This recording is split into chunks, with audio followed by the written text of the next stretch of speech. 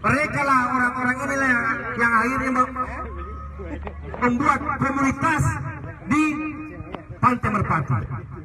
Perjuangan mereka bukan hari ini. Kita tahu sejarah bagaimana Pantai Merpati itu. Di tahun 70-an, 80-an Pantai Merpati dihuni oleh warga yang hari ini tinggal di Situ Baru dan Ela-Ela. Tahun 70-an. Karena abrasi mereka direlokasi oleh pemerintah, disiapkan lahan. Itu tahun 80-an. Sekarang eranya adalah era uang. Duit di mana-mana bisa didapat. Mengalokasikan anggaran untuk perumahan nelayan itu tidak susah. Ada dana aspirasi anggota dewan itu yang 40 dipotong 100 juta satu orang, itu sudah 4 miliar. Sisa eksekutif dan legislatif kerjasama bagaimana mau membangun ini. Jangan lagi kami tidak menginginkan ada lagi kata-kata dari pemerintah setempat. Siapa suruh kau tinggal di situ? Kami tidak mau lagi mendengar seperti itu. Itu salah satu kata-kata yang sangat arogan. Tidak seperti itu menghadapi warga kita. Tapi mari kita menata, memperbaiki warga kita yang ada di sana. Mereka hidup di sana. Di sana ada PLN masuk, Pak. Ada PLN, ada voucher di sana. Artinya mereka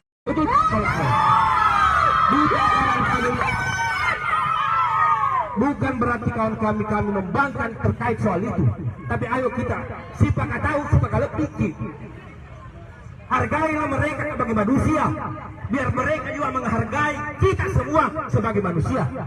Janganlah ada penghisapan manusia di atas manusia. Pada kiye. Bukan berarti mereka ini compang-camping keringat tengah malam siang di sana. Siapa kira-kira yang mau jam 12 malam pergi di laut ambil jaring rumput laut kalau memang ada pekerjaan yang lain?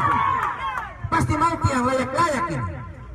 Jadi oleh sebab itu, di akhir penyampaian orasi saya hari ini, saya berharap kepada Bapak Camat, Pak Lurah, Bentengnya dan Pak Lurah ini, tolong kita warga ini. Pak Camat, Pak Lurah itu hampir tiap malam nongkrong dengan warganya minum kopi. Saya semua di sini Pak Lurah. Dalam hatinya Pak Lurah tidak mau. Oh dia apa? Makanya ini harus nyambung masuk ke atas. Agar bupati dan wakil bupati itu bisa kita duduk bersama mendiskusikan. Oh dia apa kira-kira ini? Waktu City kemarin mereka inilah. Dan yang perlu Anda ketahui bahwa ada beberapa warga di sana yang memang tidak punya rumah. Di situ Betoni tinggal dari dulu. Sudah bertahun-tahun, berpuluh tahun seperti Bu. Bahkan sudah ada 20 tahun. Nah itu masa belum ada solusi dari pemerintah? Mau dia apa kira-kira ini? Ini semua ditantang. Kita bukan anti pembangunan. Sekali ingin sampaikan kami bukan anti pembangunan, tapi kami ingin mengajak seluruh unsur agar melihat situasi ini dengan bijak. Demikian.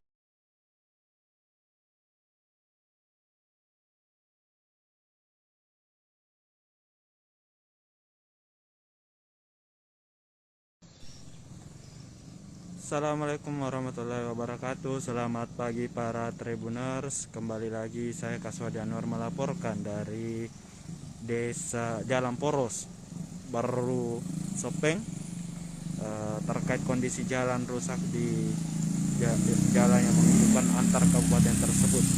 Tepatnya saya berada di depan Masjid Jamiat Taqwa Ele, Desa Lompo Tengah, Kecamatan Tanete Raja, Kabupaten Baru. Kondisi di mana jalan sudah berlubang besar, serta setelah diguyur hujan, air membuat genangan dan di jalan poros ini. Ya, bisa kita lihat kondisi jalan di sini, jalan poros yang menghubungkan Kabupaten Sopeng. Kerusakan ini sudah hampir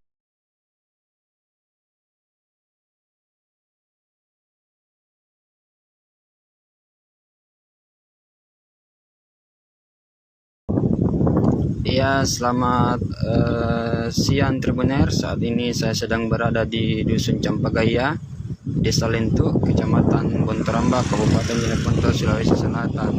Nah, di mana di dusun ini ada ruas jalan yang rusak parah dan sering dikeluhkan oleh pengendara yang melintas di jalan tersebut.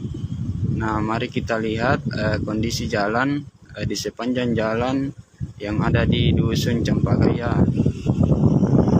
Seperti ini jalanan yang rusak.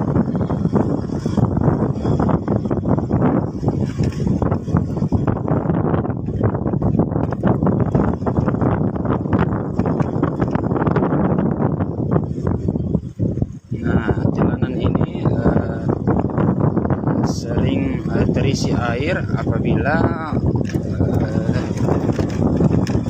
hujan turun. Terus setiap pengendara juga harus berhati-hati melintasi jalan tersebut karena jalanan ini licin.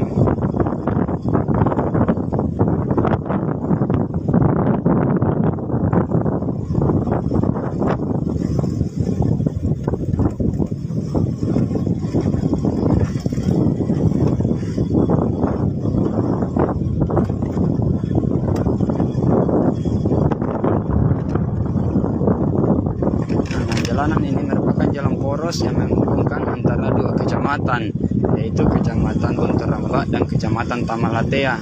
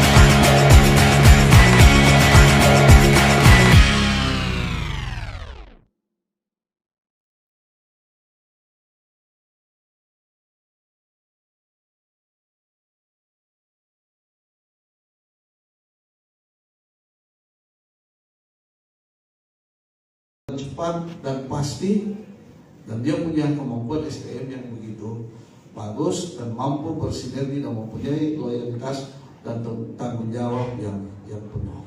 Itu yang kami harapkan sekali. Apalagi Pak Nasrul ini basicnya saya dengar memang dari PDAM, tentu mempunyai lead tertentu. Pinrang ini pelanggannya luar biasa sekali, Pinrang luar biasa pelanggannya. Dan saya juga minta pusat daerah kembangkan inovasi yang lain. Jangan cuma selalu berharap pada satu aset yang ada, tumpuannya ada di situ, tetapi Anda berpikirlah lebih maju lagi. Kalau perlu cari pusat daerah yang mana lebih maju, Anda bisa melakukan studi tour di sana, baik PDAM maupun perusahaan daerah kalian. Tapi uangnya silakan cari sendiri, jangan minta sama pemerintah, ini Anda berjalan. Silahkan cari sendiri. Kata-kata direktur itu Pak punya inovasi dan punya kreativitas. Pasti dia pintar. Di sini ada celah untuk jalan. Kalau perusahaan dia tidak bisa melihat celah, tidak cocok jadi direktur. Tapi ini mohon maaf, kapan-kapan direktur yang tidak mampu melihat celah, ini tidak cocok jadi direktur. Tapi kalau tawa ini sendiri. mampu melihat celah, mampu melihat peluang, saya yakin dan percaya kita akan bisa bersaing. Kalau perlu jadikan kursi roda. Ini apa sih yang tidak bisa selama Anda mempunyai kemampuan untuk berinovasi? Itu keyakinan saya. Dan saya yakin sekali dengan dua orang ini mampu mengelola dua perusahaan yang ada di Kabupaten Bintan ini. Saya kira demikian. Selamat kepada Direktur PDAM, Direktur Pusat Daerah. Selamat dan mudah-mudahan Anda bisa berinovasi, Anda mampu mengelola dan memanage dua perusahaan ini dan perlihatkan kepada masyarakat bahwa PDAM dan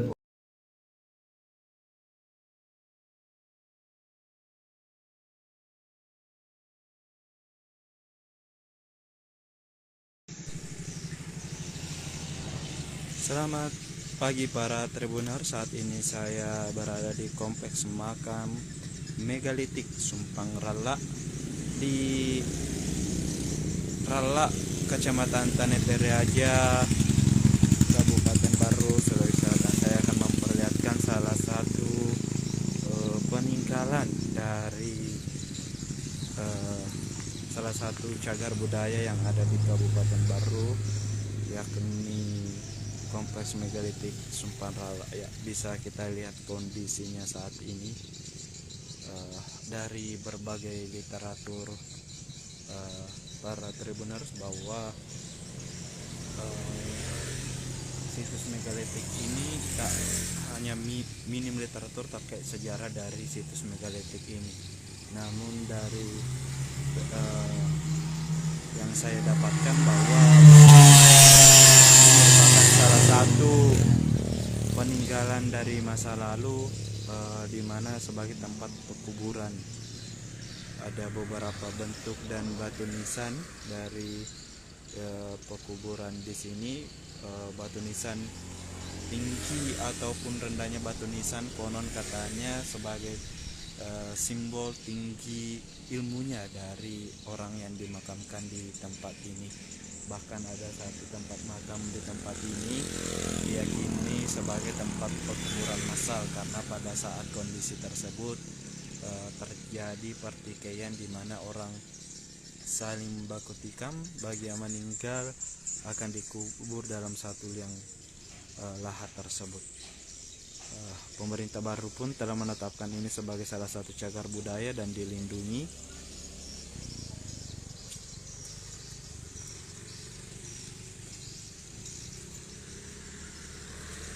Bisa kita lihat kondisi batu pekuburan dari taman kompleks megalitik di Rala ini. Ya, sayang tidak ada dari penjaganya, sehingga kita hanya bisa melihat dari luar saja. Tak jauh dari tempat ini masih ada di belakang tempat pekuburan, tepatnya di sini. Dan salah satu bukti telah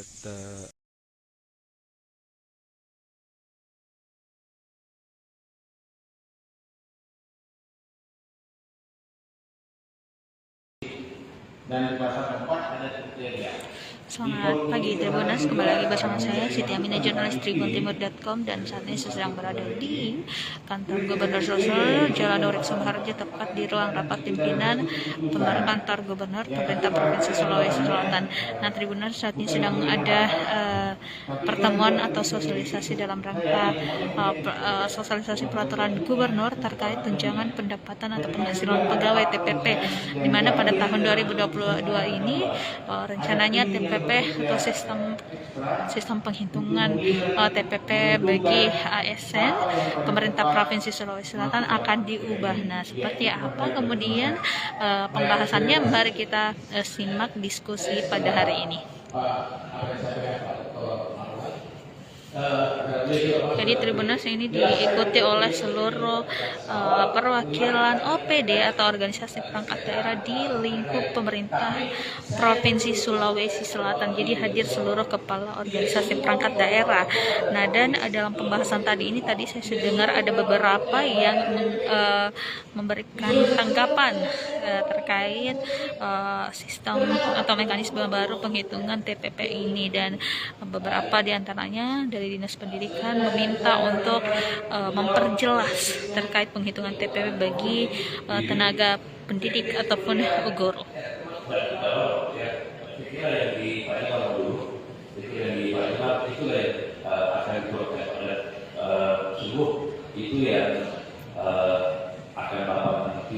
Jadi terkait sosialisasi Pergub ini langsung diambil alih oleh Kepala Badan Kepegawaian Daerah Bapak Imran Jauzi. Kemudian ada asisten Pemprov Sulsel Bapak Toto Tanah Rangginang, dan juga sejumlah orang-orang yang telah ditunjuk untuk melakukan sosialisasi peraturan gubernur terkait tunjangan penghasilan pegawai ini.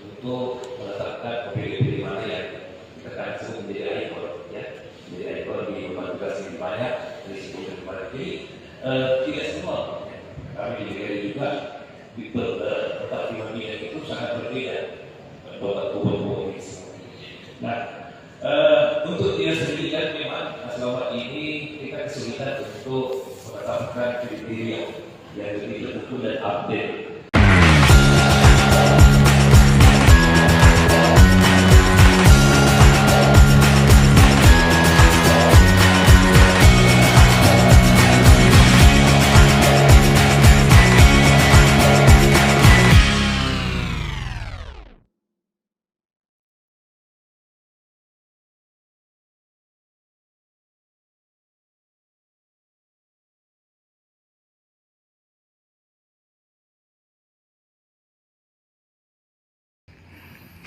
Ya, pemirsa Tribuners, selamat pagi dimanapun Anda berada. Saat ini kami sedang berada di kebun wisata melon di Pakita, Dusun Pakita, Desa Salohe, Kecamatan Sinjai Timur, Kabupaten Sinjai, Provinsi Sulawesi Selatan.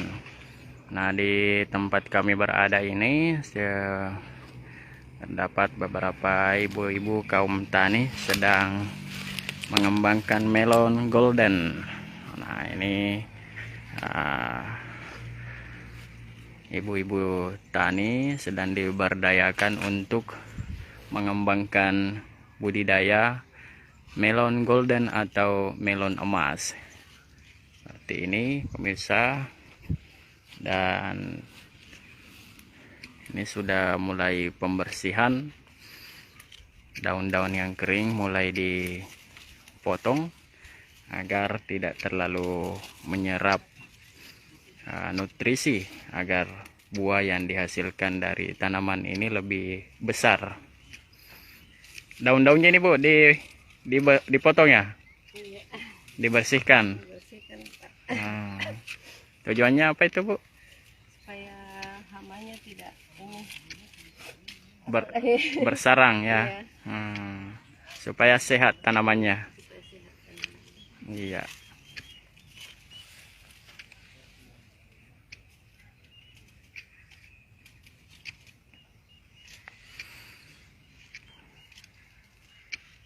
Ya, di desa ini memberdayakan kaum ibu-ibu untuk budidaya tanaman yang bernilai ekonomis tinggi seperti melon ini. Ini ada beberapa ibu-ibu yang terlibat dalam pengembangan buah melon, dan ini 1 kilonya berapa Bu? 1 kilo? 15.000. Nah, dan rata-rata per biji memiliki berat 2 kilo Bu ya, 1 lebih sampai 2 kilogram beratnya. Jadi petani bisa memperoleh hasil sebesar kurang lebih 30.000 per 1 biji buah melon begitu. Dan ini masih sebetulnya masih merupakan sebagai uji coba, namun sudah mulai didapatkan hasilnya yang buah yang sudah dipanen begitu. Dan dibandingkan jika hanya tanaman yang lain yang tidak terlalu produktif, petani lebih bisa untung jika menanami lahannya sebagai lahan tanaman melon, karena ini hanya memang menurut dari pihak penanggung jawab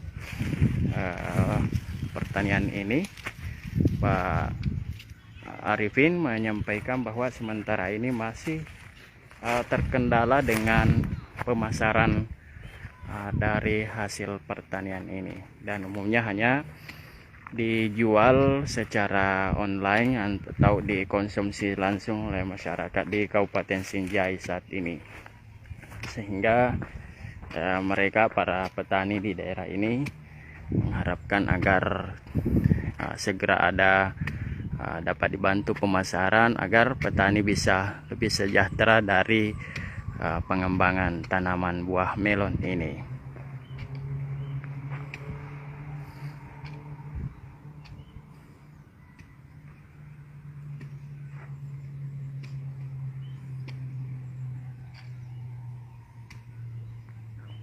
Saya reporter Tribun Timur, Syamsul Bahri, melaporkan langsung dari Salohe, Desa Salohe, Kecamatan Sinjai Timur, Kabupaten Sinjai.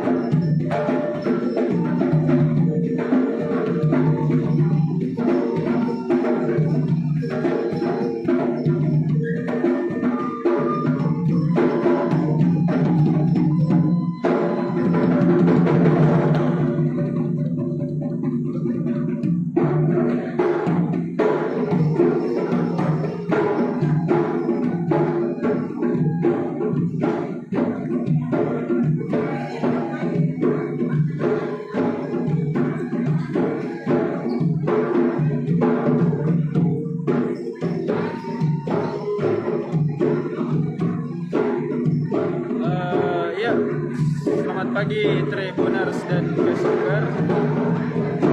Baru saja kita menyaksikan acara sambutan pada kunjungan Ikatan Wanita Tionghoa Indonesia Provinsi Sulawesi Selatan datang berkunjung ke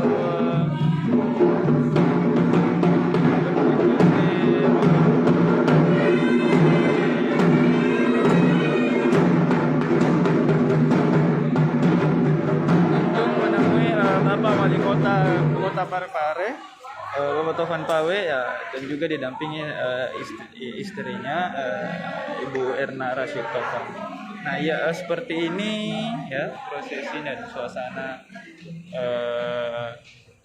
kunjungan ibu-ibu ada wanita Tionghoa Provinsi Sulawesi Selatan diterima langsung masuk ke dalam gedung BJ Habibie.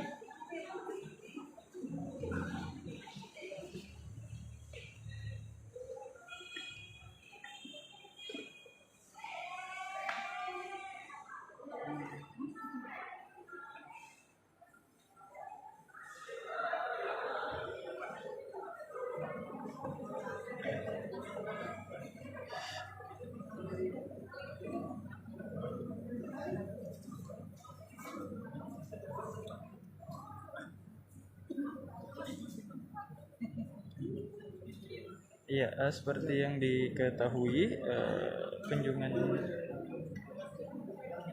kunjungan dilakukan oleh IWATI atau Ikatan Wanita Tionghoa Provinsi Sulawesi Selatan.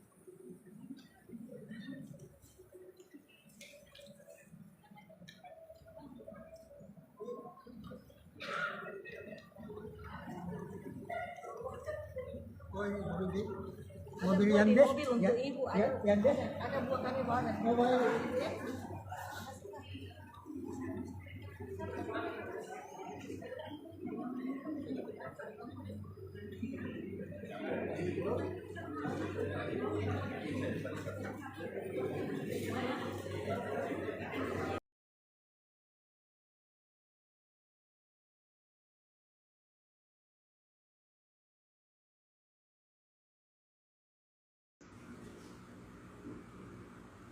Assalamualaikum Tribuners.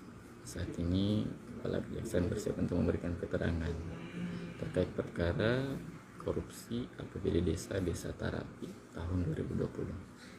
Ini Kepala Kejaksaan Negeri Kajar Timur Muhammad Subair didampingi oleh Kasih Intel Kejaksaan Negeri Timur Pak Bara. Ini sudah bersiap untuk memberikan keterangan terkait perkara korupsi desa.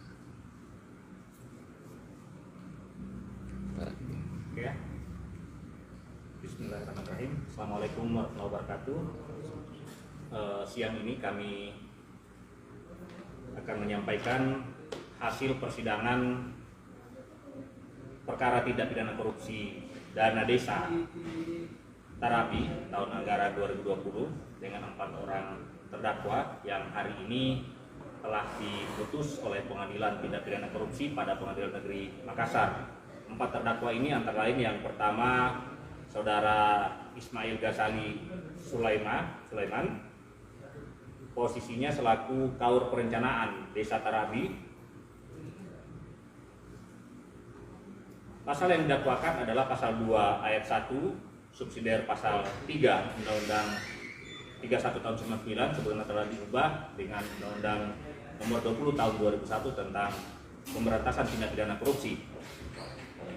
Tuntutan yang disampaikan oleh penuntut umum beberapa waktu yang lalu, tim dari Kejaksaan Negeri Luwu Timur menyampaikan tuntutan selama pidana penjara selama 2 tahun 8 bulan, denda 50 juta rupiah, barang bukti 1 sampai 67 tetap terlampir dalam berkas perkara digunakan dalam perkara lain. Biaya perkara Rp10.000, uang pengganti Rp285.115.635.635. Putusan pengadilan menyatakan bahwa yang terbukti adalah pasal 3 sama dengan tuntutan juga menyatakan yang terbukti adalah pasal 3. Kemudian pidana penjara yang ditentukan oleh pengadilan adalah 2 tahun 6 bulan. Jadi hanya selisih 2 bulan, tuntutan 2 tahun 8 bulan, putusan 2 tahun 6 bulan. Kemudian denda juga sama persis 50 juta, subsidiar 3 bulan kurungan. Barang bukti, biaya perkara semua konform dengan penuntut umum. Konform berarti sama persis dengan tuntutan. Demikian juga uang pengganti sama persis dengan tuntutan. Berikutnya, yang kedua adalah terdakwa atas nama Anwar Pali. Anwar Pali ini adalah Kaur Sekretaris Desa Tarabi. Dakwaannya sama, pasal 2 ayat 1 subsidiar pasal 3. Dakwaan yang dibuktikan dalam tuntutan adalah pasal 3. Kemudian tuntutan pidana badan selama 2 tahun penjara, denda 50 juta, subsidiar 6 bulan kurungan, subsidiar 3 bulan kurungan. Kemudian barang bukti 1-67 tetap terlampir dalam berkas perkara untuk digunakan dalam perkara lain, biaya perkara Rp10.000. Kemudian uang pengganti Rp62.558.535. Pasal yang dibuktikan oleh majelis hakim adalah juga pasal 3 sama dengan tuntutan. Pidana badan yang dijatuhkan kalau tuntutannya 2 tahun dikurangkan ini 6 bulan. Putusan 1 tahun 6 bulan. Kemudian denda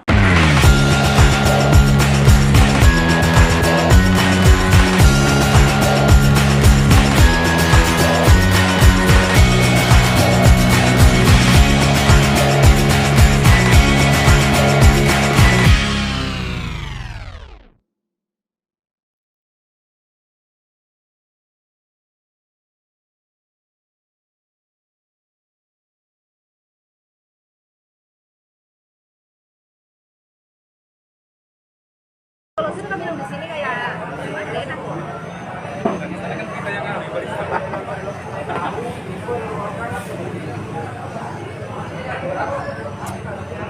Gila wartawan. Nah, kalau butuh wartawan dan Tribun, Ibu yang tugas. Kasdar orang Bodi. Sini.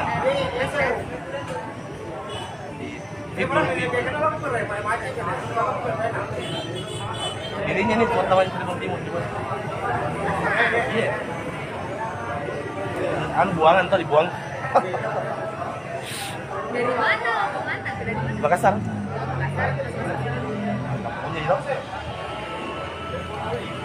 Selamat siang, terbenar saat ini saya sedang berada di Kedai Rakyat Indonesia yang terletak di Jalan Sukawati, Kelurahan Manurunge, Kabupaten Bone, Sulawesi Selatan. Di tempat ini merupakan tempat nongkrong bagi anak muda di Kabupaten Bone yang saat ini lagi hits dan menjadi tempat primadona bagi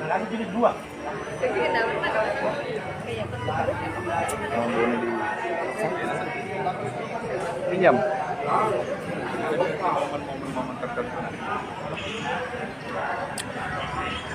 Di Garut sudah sekian lama. Ini adalah minuman kopi yang ukuran sangat small. Harganya 3 juta per bulan. Harganya 13.000 ya. Kalau 1.000 yang small ya, yang 18. Small. 12.000 dan memang harganya sangat merakyat, privat. Jadi harga cukup murah dan ramah di kantong. Ya.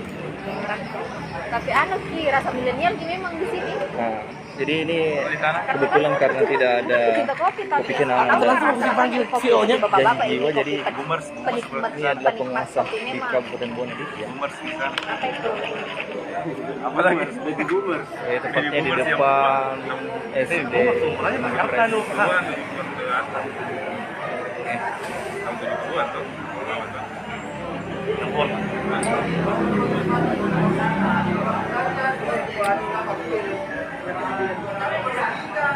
Apa lagi coba saya? Hati remote.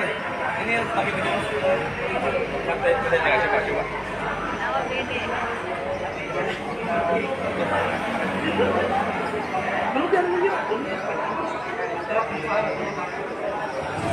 Ditarik ya.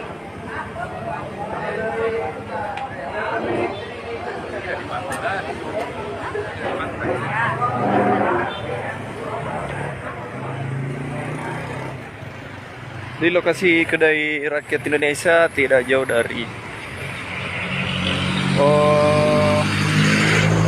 rumah adat Bolasoba di Kabupaten Bone. Dan sekitar 200 meter dari sini adalah pasar sentral lama di Kabupaten Bone, Sulawesi Selatan.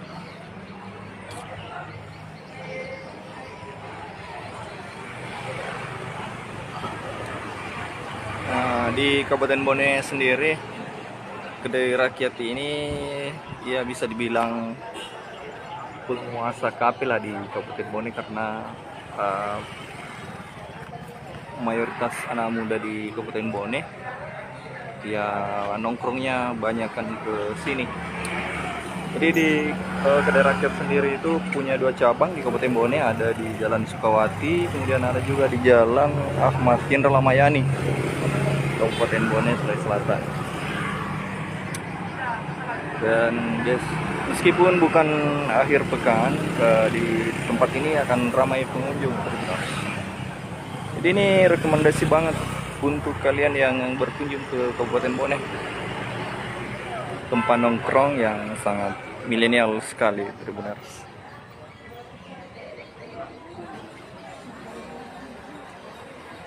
Baik, Tribuners, demikian yang dapat saya laporkan langsung dari Kabupaten Bone, Sulawesi Selatan. Selamat siang.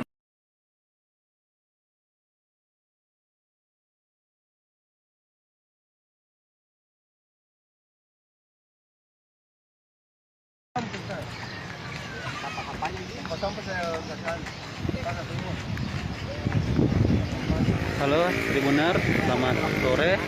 Saat ini Kepala Dinas Lingkungan Hidup Kabupaten Wajo, Andi Muhammad Basir Iqbal, meninjau ruang terbuka hijau yang ada di Calacu ini. Saat ini tim dari DLHD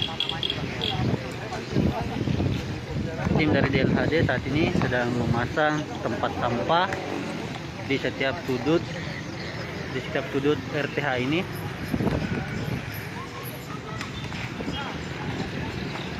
Pemasangan tempat sampah ini dilakukan sebelum Bupati Wajo melakukan peresmian.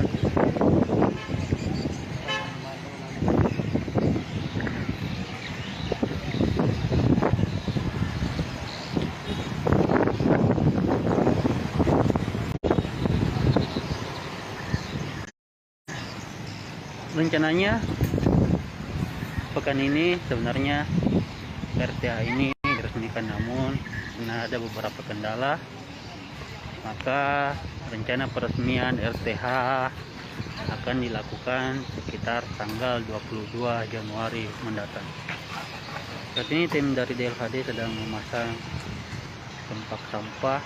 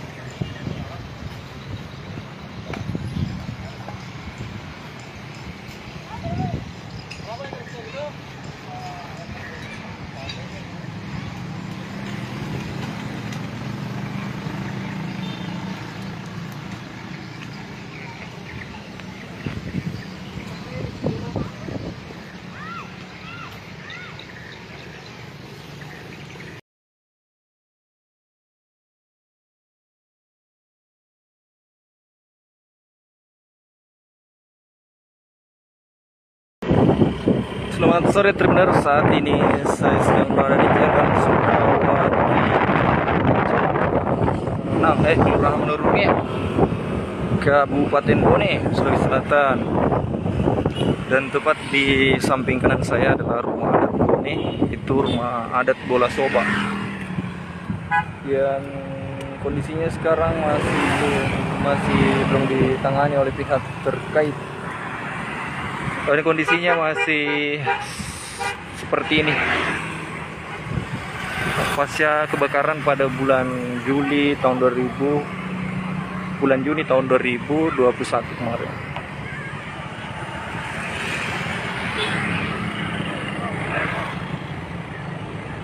Kita akan jalan-jalan ke dalam ya.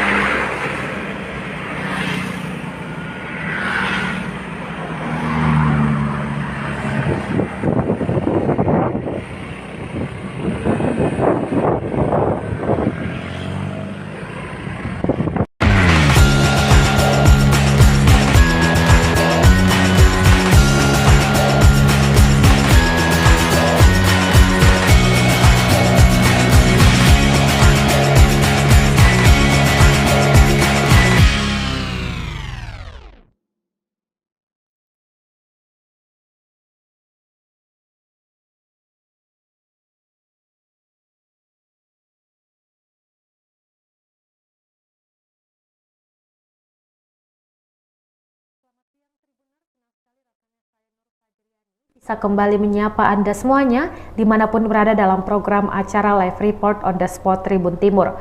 Program ini menayangkan live on the spot bersama dengan jurnalis Tribun dari berbagai daerah. Dan hari ini Kamis 13 Januari 2022 kita akan tersambung langsung dengan empat jurnalis Tribun dari berbagai daerah. Berita pertama datang dari Kabupaten Bulukumba terkait menolak diganti warga seruduk Kabupaten Bulukumba. Menolak digusur tersebut, puluhan warga Pantai Merpati melakukan aksi unjuk rasa di kantor Bupati Bulukumba pada Kamis 13 Januari 2022.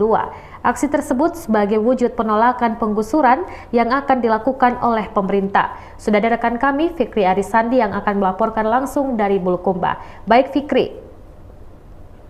Ya, baik Ririn. Jadi dapat kami laporkan rencana penataan Pantai Merpati Bulukumba oleh pemerintah Bupati Bulukumba Andi Muhtar Ali Yusuf dan Andi Edi Manaf mendapat penolakan dari masyarakat yang bermukim di sekitar lokasi. Masyarakat melakukan aksi unjuk rasa yang dilakukan tadi di kantor Bupati Bulukumba itu sebagai wujud penolakan rencana penataan Pantai Merpati tersebut. Pasalnya jika dilanjutkan maka mereka akan tergusur, pemukiman mereka akan tergusur dan mereka tidak tahu akan tinggal di mana, seperti itu. Baik Fikri, apa permintaan dari masyarakat tersebut Fikri? Ya baik, jadi masyarakat meminta jika misalkan penataan Pantai Merpati tetap dilakukan, maka mereka meminta untuk dibuatkan pemukiman nelayan oleh pemerintah daerah, seperti itu. Baik, untuk solusi pemerintah sendiri Fikri, seperti apa solusi yang pemerintah berikan kepada warga yang protes tersebut Fikri? Ya, baik. Jadi saat melakukan aksi unjuk rasa tadi, beberapa masyarakat tadi menyampaikan aspirasinya terhadap pemerintah dan mereka diterima langsung oleh Bupati Bulukumba Muhtar Ali Yusuf. Dan tadi juga Bupati telah menyampaikan bahwa di tahun 2023 mendatang beliau dijanji akan mendapatkan bantuan pemukiman nelayan dari DPR RI, seperti itu. Namun Bupati tidak berjanji kepada masyarakat itu bisa terwujud atau tidak. Hanya saja dia menyampaikan bahwa pemerintah daerah saat ini telah mendapatkan janji seperti itu dari DPR RI untuk kemudian dilakukan pembangunan pembangunan pemukiman nelayan di wilayah sekitar Pantai Merpati. Dan kemudian juga tadi untuk Pantai Merpati, Pak Bupati tadi menyampaikan juga bahwa jika telah tertata maka masyarakat nanti akan memiliki peluang usaha, membuat usaha di sekitar sana. Karena Pantai Merpati nanti akan ditata menjadi pusat atau sentra kuliner di Kabupaten Bulukumba, seperti itu. Baik Fikri, terima kasih. Dan selanjutnya Tribuners, ada kutipan langsung dari salah satu warga di Pantai Merpati, Hasna. Berikut kutipan selengkapnya. Hak kami yang mau digusur, dan juga Pak Bupati bagaimana melayaknya melihat masyarakatnya yang mau digusur, bukan hanya digusur, dan juga itu untuk mata pencarian juga kita akan tertutup karena kalau kita digusur. Makanya pemerintah setempat, saya mohon buka mata hatinya dan lihat semua masyarakat yang ada di sini. Saya mohon dikasihkan tempat layak untuk tinggal dan tempat untuk kita mencari nafkah setiap hari. Cuma itu yang kita minta, tidak ada yang lain. Cuma itu. Dan juga ada janjinya di mana? Dikerja bukan dicerita. Jangan dibongkar baru dicerita.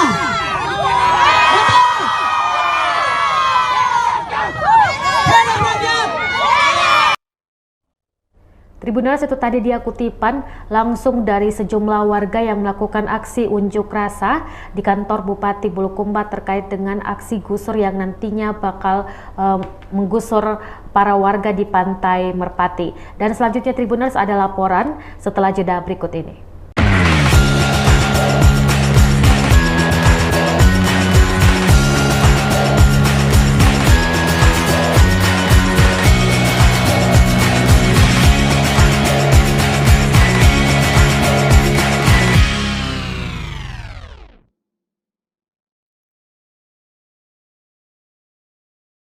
Terima kasih Tribuners, masih bersama dengan live report on the spot Tribun Timur, dan program selanjutnya dan terkait dengan program vaksinasi di Kabupaten Luwu, Sulawesi Selatan yang mulai menyasar murid sekolah dasar usia 6 hingga 11 tahun. Itu di Tada, Kecamatan Belopa pada Rabu 12 Januari 2022. Launching dilaksanakan dengan menggunakan metode tatap muka dan via Zoom meeting yang diikuti seluruh kepala SDN seluwu. Ketua Harian Satgas Penanganan COVID-19 Luwu, AKBP Fajar Dani Susanto, mengatakan pelaksanaan vaksinasi ini sebagai bentuk ikhtiar pemerintah menjaga kesehatan anak sekolah. Baik Calik, bagaimana pelaksanaan vaksinasi murid di Luwu tersebut, Calik?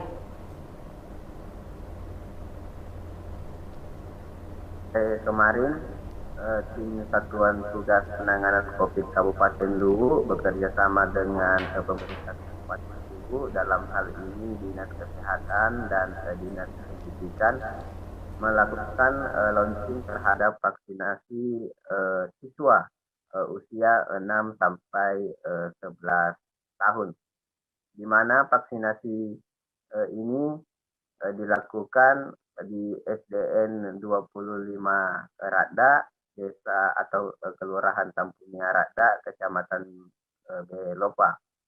Dalam vaksinasi ini terdapat 150 murid SD yang mendapat suntikan vaksinasi jenis Sinovac tahap pertama. Dalam vaksinasi ini hadir langsung Ketua Harian Tim Satgas Penanganan COVID Kabupaten Luwu sekaligus Kapolres Luwu, yakni AKBP Fajar Dani Susanto. Kemudian hadir juga Kepala Dinas Kesehatan Dr. Rosnawari Basir. Kemudian ada juga Ketua Tim Penggerak PKK Hayarna Basmi, yang merupakan istri dari Bupati Basmi Mas Tayang. Demikian.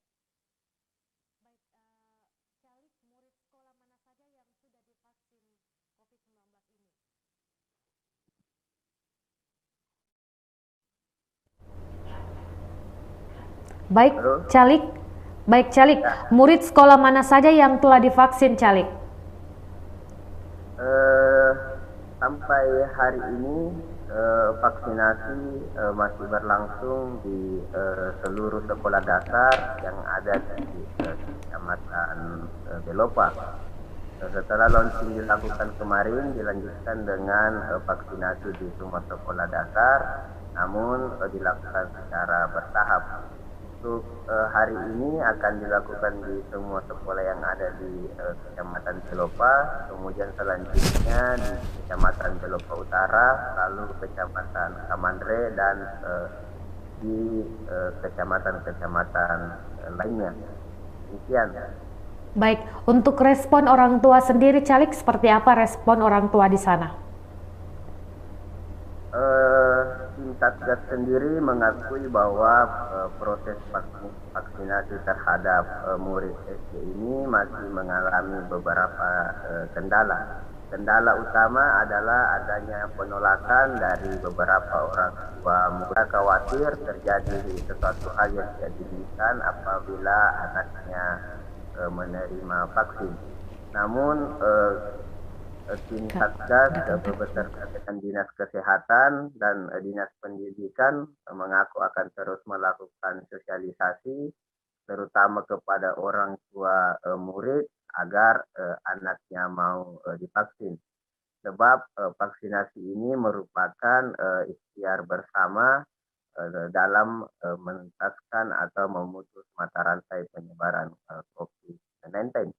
Kemudian sebagai tambahan bahwa sampai hari ini jumlah orang yang terkonfirmasi positif COVID-19 di Kabupaten Luwu sisa 1 orang dan saat ini menjalani isolasi mandiri. Demikian. Baik, Calik, terima kasih atas laporannya langsung dari Kabupaten Luwu terkait dengan murid usia 6 hingga 11 tahun di Luwu mulai divaksin COVID-19. Dan selanjutnya Tribuners ada laporan dari Kabupaten Jeneponto setelah jeda berikut ini.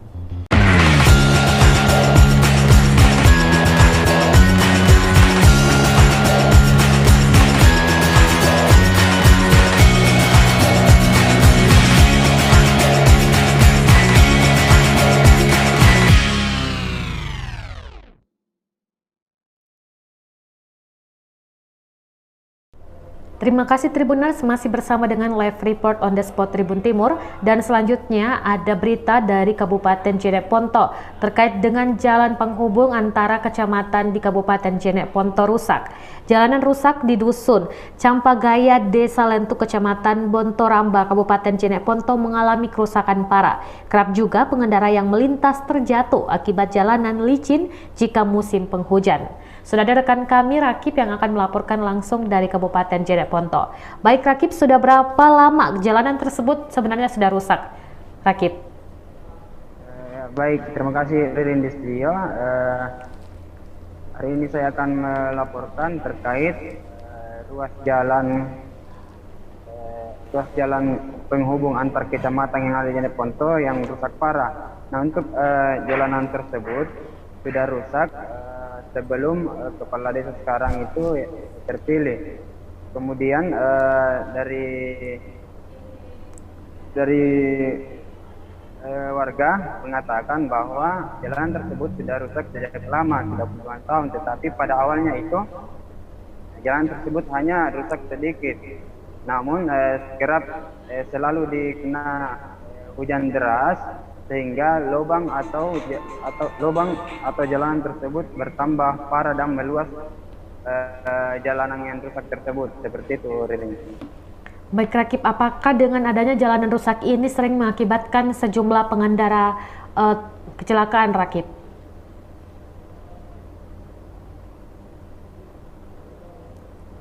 Baik Rakib.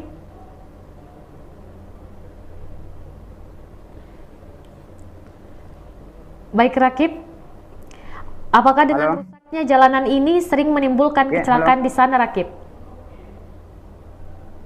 Ya, seperti yang dikatakan oleh Kepala Desa Lentu, Sirajuddin, bahwa jika musim penghujan turun, jalanan tersebut kerap licin dan pengendara, utamanya roda 2, selalu mengalami kecelakaan tunggal karena jalanan tersebut agak licin. Nah, seperti yang kita lihat di dalam video bahwa semua lubang yang ada di jalanan itu terbenangi oleh air hujan. Seperti itu, Ririn. Baik, untuk respon pemerintah sendiri seperti apa, Rakib, melihat jalanan rusak di Kabupaten Jeneponto, Sulawesi Selatan itu, Rakib? Ya, untuk respon pemerintah daerah sendiri bahwasanya pada tahun lalu itu tahun 2021 lalu pemerintah daerah sudah meninjau lokasi tersebut untuk dilakukan perbaikan jalan. Bahkan pemerintah daerah sendiri sudah menyampaikan ke Dinas PUPR Kabupaten Jeneponto untuk melakukan peninjauan dan pekerjaan jalan yang rusak yang ada di Dusun Campagaya, Desa Lentu. Nah, jalanan ini juga selain menghubungkan antara kecamatan Bontoramba dan kecamatan Tamalatea, jalan Kabupaten Jeneponto yang jalanan juga merupakan jalan poros Kabupaten Jeneponto dilalui oleh masyarakat umum maupun masyarakat yang dari kota ke perkampungan. Nah, seperti itu, Ririn. Baik Rakib, terima kasih. Dan Tribunar, selanjutnya ada kutipan langsung dengan narasumber kita, Kepala Desa Lentu Sirajudin. Berikut selengkapnya. Sudah berapa lama jalanan rusak yang ada di Dusun Campagaya ini? Jalan itu rusak sebelum saya masuk, sebelum pemilihan desa atau sebelum saya terpilih sudah kondisinya sudah seperti itu, karena mungkin pengaruh tanahnya labil sehingga kondisinya seperti itu. Kira-kira sudah ada puluhan tahun tidak dia kerusakan seperti itu? Kurang lebih 5 tahun kalau tidak salah. Untuk kepanjangan kerusakan sendiri ini berapa meter atau berapa kilo Pak Desa? Sepanjang masuk di wilayah Dusun Muti dan Dusun Campagaya itu kurang lebih 100 yang paling parah. Kabarnya ini adalah jalan penghubung antara kecamatan Bontoramba dengan kecamatan Tamalatea. Ini jalan poros kabupaten. Jalan poros kabupaten, Pak Desa. Menghubungkan 2 kecamatan, kecamatan Berimbulu sama kecamatan Bontoramba. Berarti jalur ini sering dilalui warga umum Pak Desa ya? Sering warga Kabupaten Goa juga bisa lewat di sini, daerah pegunungan. Tadi saya lewat di sana Pak Desa, saya lihat itu ada jembatan yang agak bengkok turun, itu pengaruhnya sehingga seperti itu. Apa itu Pak Desa? Itu pengaruhnya pasca banjir bandang tahun 2019 awal kalau tidak salah. Kalau kondisi jembatan seperti itu berarti sudah tidak bisa lagi dilewati mobil truk Pak ya?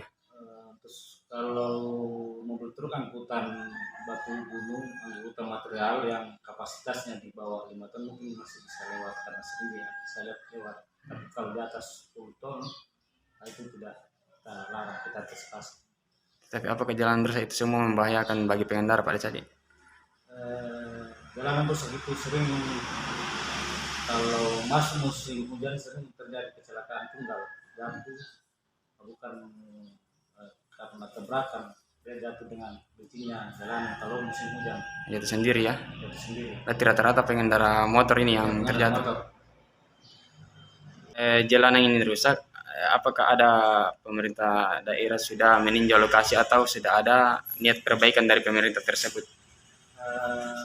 Alhamdulillah tahun kemarin sudah ada niat, Pak Bupati juga sudah menyampaikan ke Kepala Bidang Marga itu untuk meninjau jalan yang rusak apakah tahun ini atau tahun depan, tapi sudah ada niat pemerintah daerah Kabupaten untuk memperbaiki. Nah, untuk sebagai kepala desa mewakili warga setempat, bagaimana harapan terkait jalanan yang rusak ini? Ya, saya selaku pemerintah desa dan masyarakat itu ya berharap semoga tahun ini bisa terrealisasi perbaikan jalan sehingga tidak ada lagi kecelakaan tunggal atau kecelakaan yang akibat jalanan rusak. Ya, Tribuners, laporan dari Kabupaten Jeneponto, Sulawesi Selatan tadi sekaligus mengakhiri perjumpaan kita pada hari ini dalam program Live Report on the Spot Tribun Timur. Saya Nur Fajriani Ridin undur diri dan sampai jumpa.